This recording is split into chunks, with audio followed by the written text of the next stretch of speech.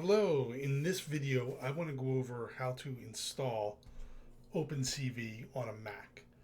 Um, I have previous videos that kind of go over this, but I thought it was important to do a new one because every year there's different the OS updates.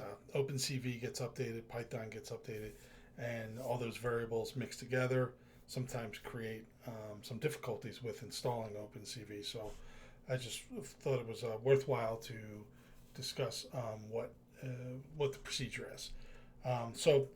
If everything is up to date, like your operating system on your computer, I'm going over a Mac. It should be pretty similar on a PC. If your OS on your Mac is up to date, you should be able to run with the latest version of OpenCV and the latest version of Python. So you can do a quick check. I'm just bringing up terminal window here of which Python version you have by putting in Python 3 dash dash version. If you didn't put the 3, it will look for versions previous to 3. You should have a 3 point something version at this point. I have 3.9 as my current version on here.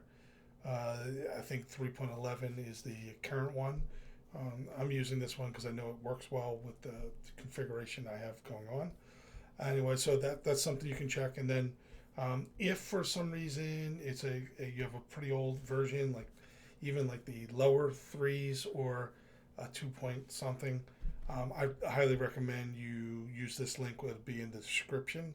I'll have these commands and these links in the description.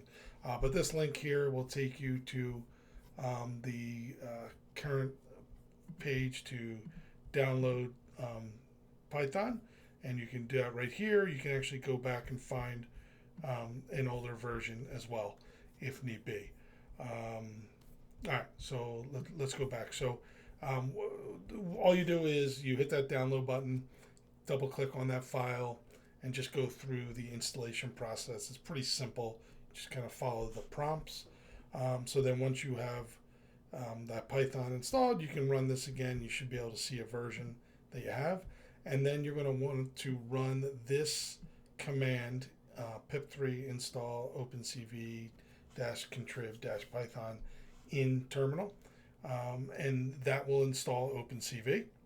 And to test if opencv is working, you could put this import line into a new Python page, new Python file, and run it. And if it runs without problem, opencv should be installed.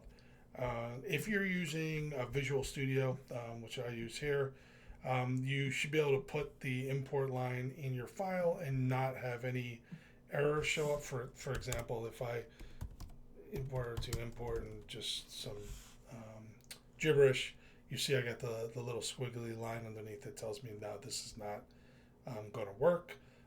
But if it is a valid module, it will not have that. So this is good. Okay. All right. So alternatively to using the terminal window, if you do have Visual Studio, you can use the terminal that's built into that, and run all your commands in there. But I just wanted to, so I wanted to show you have a couple alternatives.